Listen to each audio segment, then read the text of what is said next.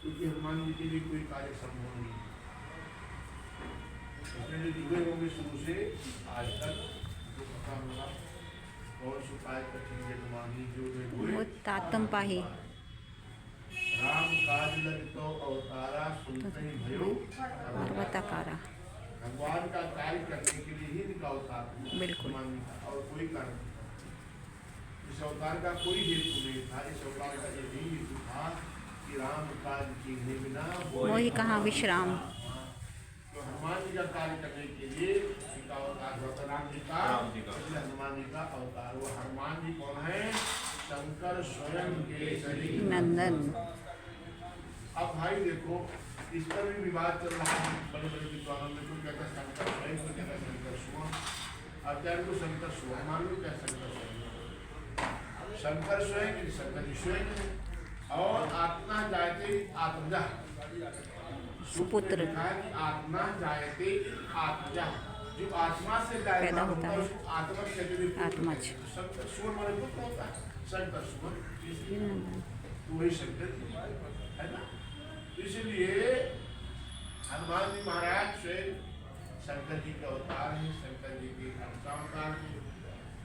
और शंकर जी महाराज ऐसे हैं इस संसार में कोई कार्य ऐसा नहीं है जो करेगा।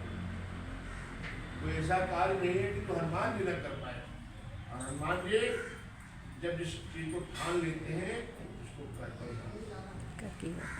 एक बार की बात है, आपने कुंभ की बात कही है, तो कुंभ महाराज के यहाँ महाराज गरुड़ जी, गरुड़ कौन थे?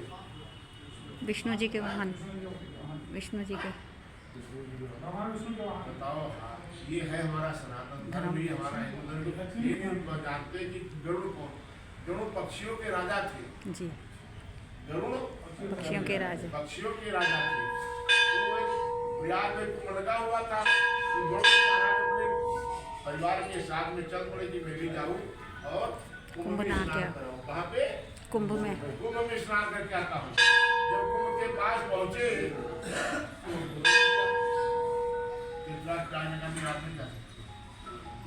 विचित्र बात है। गरुड़ जी महाराज, अब गरुड़ जी एकदम अपने अभिमान में चूर थे।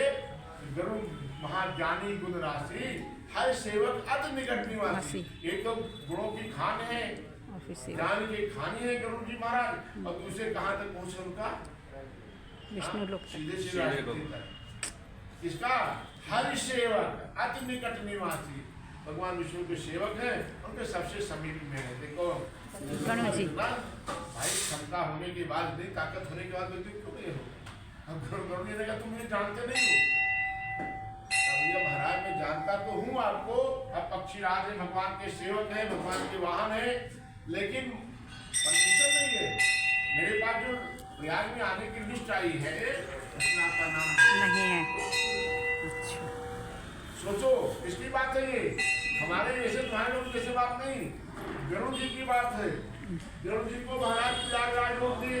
अब गरुड़ जी में गुस्से में उठे, ब्रह्मा जी के पास गए। आपने क्या नियम है, क्या ऐसा ऐसा मुझे जाने नहीं दिया? तो उन्होंने कहा भाई इसके बारे में तो मुझे कोई पता नहीं है।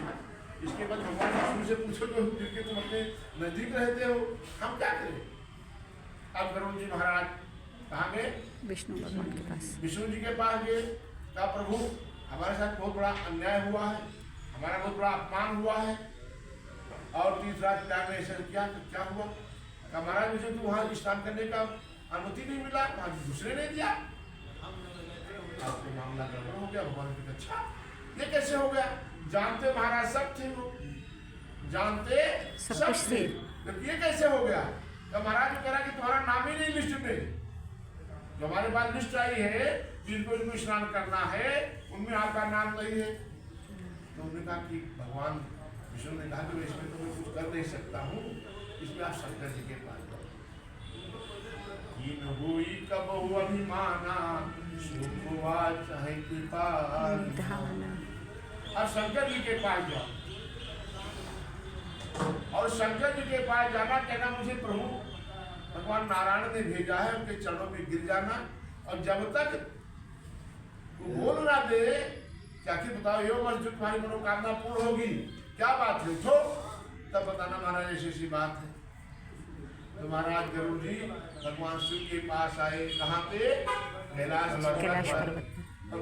जाकर के भगवान शंकर के चरणों में गिर गए। कौन? गरुड़ जी। गरुड़ जी कि महाराज हमसे कौन से ऐसे अपराध हुए कि हमें संगम का स्नान नहीं मिला, हमें जो है प्रयाग का स्नान, कुंभ का स्नान नहीं मिला। तो उन्होंने कहा ऐसे कैसे हो सकता भाई, ये तो मुझे भी नहीं मालूम है। अब तीसरा प्रयाग बुलाए गए। महाराज मेरी कोई गलती नहीं है, आपने जो मेरे पास लिस्ट भेजा है, शंकर जी लिस्ट बनाते, इसलिए आखिरी में स्नान किसका आता है? शंकर जी का। शिवरात्रि पर बसंत पंचमी को ब्रह्मा जी सरस्वती जी स्नान करते हैं। कहाँ पे? कुंभ में। ये जो पूर्णिमा गई है माघ की पूर्णिमा, इसमें लक्ष्मी नारायण स्नान करते हैं, भगवान विष्णु और लक्ष्मी जी। और शिवरात्रि पर शंकर और पार्वती जी। हाँ, तो सबसे बाद स्नान करने का नंबर आता है। तो कहा महाराज हमारी गलती कोई नहीं है, अब देख लीजिए जो आपने हमारे पास लिस्ट भेजा उसमें का कहीं नाम नहीं है। तो भगवान शंकर ने कहा अच्छा किसने भेजा तुम्हें? विद्रोह से कहा करना रहा। उनका तो खेल हम जान ही नहीं पाएंगे, समझे? और फिर उन्होंने कलम से उनका नाम लिखा और लिस्ट भेजा किसके पास? प्रयागराज के पास। तब गरुड़ जी को वहाँ एंट्री मिली स्नान में। तो जो उनका स्नान भैया बड़े भाग्य से मिलता है सच। अनेक जन्म संसिद्धि, अनेक जन्म जन्मांतरों के जब पूर्ण एकत्रित होते हैं तब जाके संगम सिंहासन सुख शोभा और देख अक्षय वट मुन मन मोहा। छत अक्षय वट, संगम जो सिंहासन क्या है? गंगा जी जमुना जी का जो मिलता है, इधर से जमुना जी आती है, इधर से गंगा जी आती है, वो सिंहासन है। और का छत्र क्या है? अक्षय वट।